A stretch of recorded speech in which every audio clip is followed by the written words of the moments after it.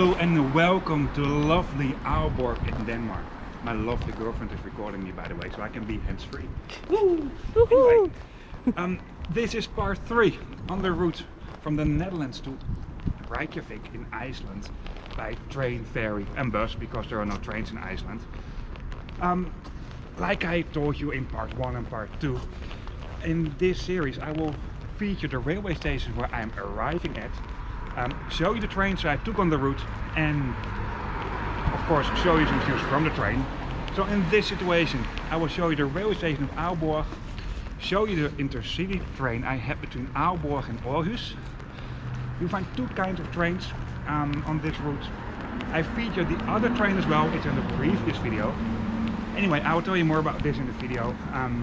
I hope you like this. If you do so, give me a thumbs up on YouTube. If you like to see more trip reports by train and ferry, hit the subscribe button. And for now, I'll talk way too much. I see someone confirming it. But I think we should let roll the intro. So let's roll the intro.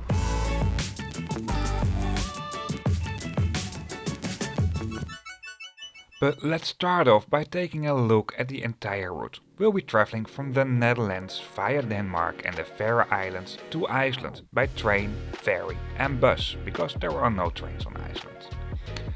This video will be on the trains that run between Aarhus and Aalborg, but all those trains do start in Copenhagen.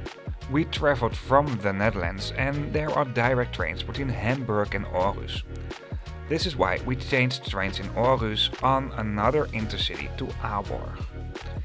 In Denmark you will find two kinds of intercity trains. Intercity Lin trains and just trains that are called intercity. When a train is being defined as an intercity train is really different per country. In Denmark this mainly has to do with the fact that intercity trains do travel on longer distances, but it's not always related to what size of towns will be served. So intercity trains might serve smaller towns. The intercity Lin trains, they will only serve the bigger towns, and therefore these trains are also way faster. Between Århus and Aalborg you find both of these trains. On some occasional intercity Lin routes you need to reserve the train, so you cannot just hop on. For now it's time to go back to the railway station of Aalborg. And as you can see at the moment I arrived here by bus, there were some construction works going on. The bus stop at the front, I think this will be replaced very soon with a new, more up-to-date bus stop. And at the moment of recording the bus stop is a little bit more at the side, right next to a big shopping mall. So also if you want to go shopping, you'll find lots of places around this railway station because of the shopping mall. The city center is not that far away either.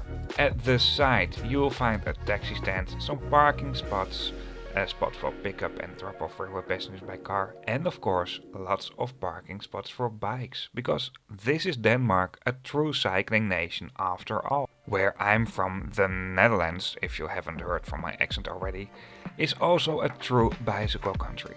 And I think we can learn a little bit from the Danish, because this air pump to pump up your tires, I really like this, and I like to see this more in public spaces in the Netherlands as well. For now let's focus on the railway station of Aalborg. The current railway station building has been built in 1902. You will find 4 tracks and 2 platforms.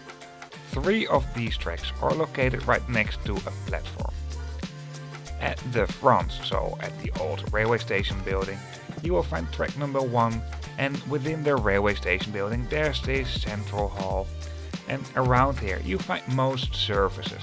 There's a waiting room inside, and right next to the waiting room there are some lockers and a photo booth.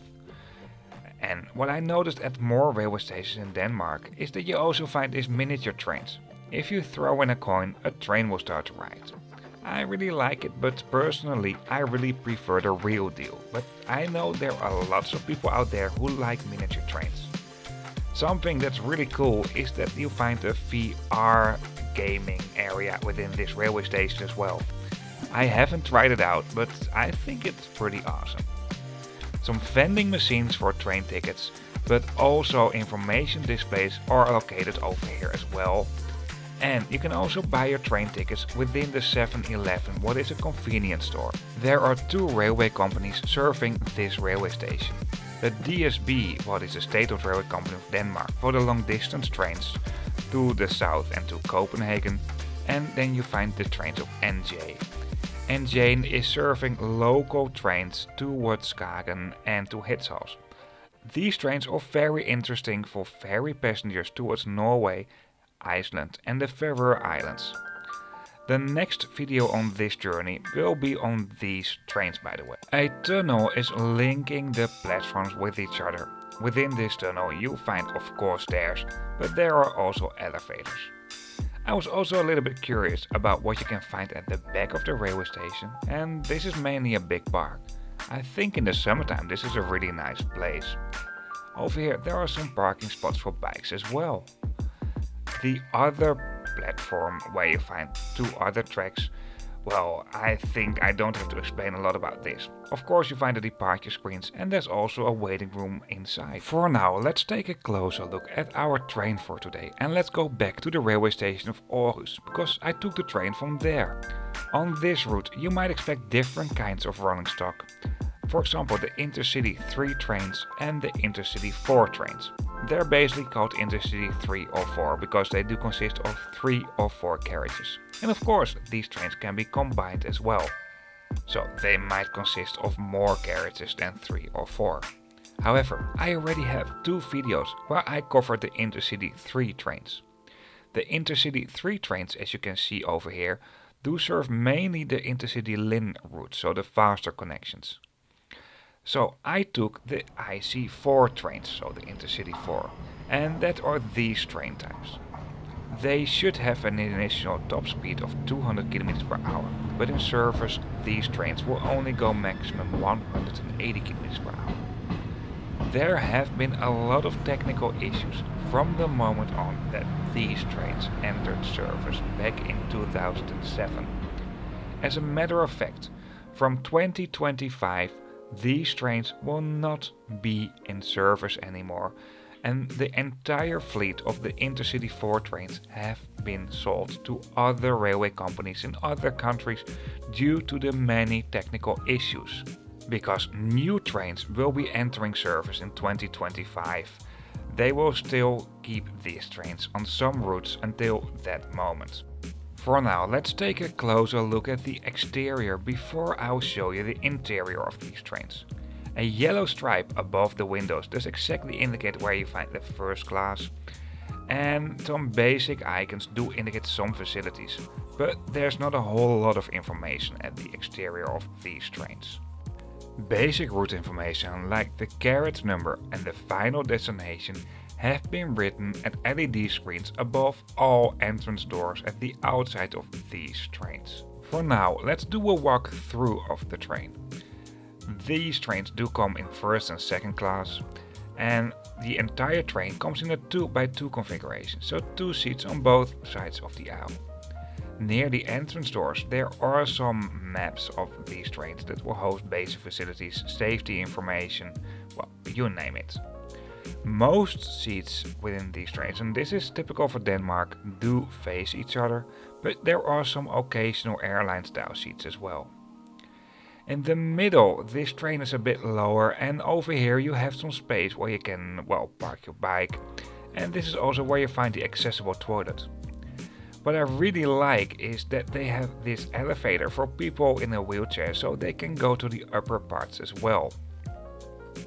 The doors should be opening if you hold your hand in front of the, well, sensor that's located right next to the doors, but that didn't work always that well, as you maybe already noticed. Route information will be displayed at the end of the open compartments at LED screens, and at the moment you're entering the train, right above the entrance doors, so also at the inside, there are LED screens that will host route information and information about where to go to for what seats has been displayed right under that, so you know you walk into the right direction. It can be quite busy in Danish trains is my overall experience, so if you make a longer journey by train, I really advise you to make a seat reservation.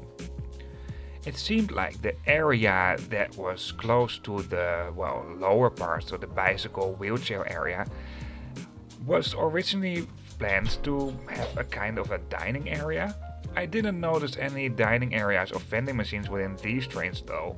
However, on the IC3 trains that do also run on this route, you will find a vending machine for soft drinks. Because most seats do face each other, there is some extra space for luggage between the back ends of the seats. And of course, the overhead luggage racks that you find pretty much all over the train do host a lot of space for your luggage as well. These are long distance trains after all. The seat numbers and information about the reservation can be found integrated within the luggage rack. And of course, reading lights are also integrated within these luggage racks. Apart from the reading lights, there's also an onboard entertainment system. You can use a 3.5mm plug for that. Near most seats you will find a magazine of the Danish state-owned railway company DSB and a safety card. This safety card is mainly because there are lots of bridges and tunnels within Denmark, and therefore you find these special safety instructions. Even though trains are statistically in Europe even safer than flying. There are no personal litter bins, but you'll find these litter bags you can use to, well, throw your litter in and take your litter out. Seats are reclinable and you'll find power plugs between the seats. There's not a big difference between first and second class. Basically, I didn't really notice the difference in the seats. However, in first class there are some extras, and I'm mainly talking about extra in terms of free coffee and tea.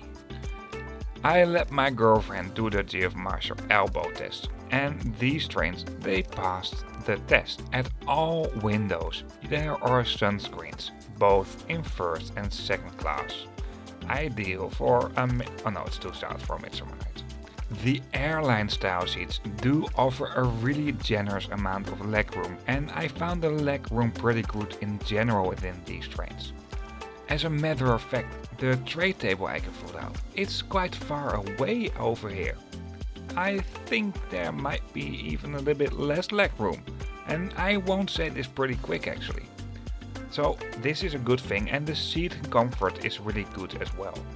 As a matter of fact, I like these trains apart from the technical issues they have. Free Wi-Fi is available, and just like my general experience on Danish trains is that the speed is really good.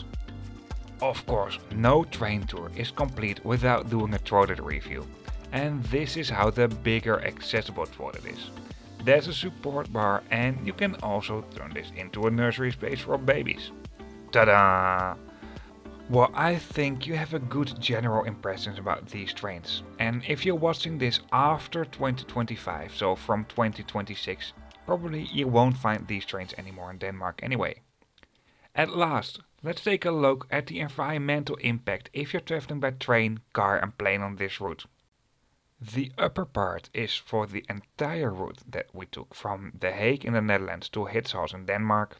The middle part is about this specific section of the route from Århus to Aalborg, and the lower part is for the entire route for these trains, from Copenhagen to Aalborg.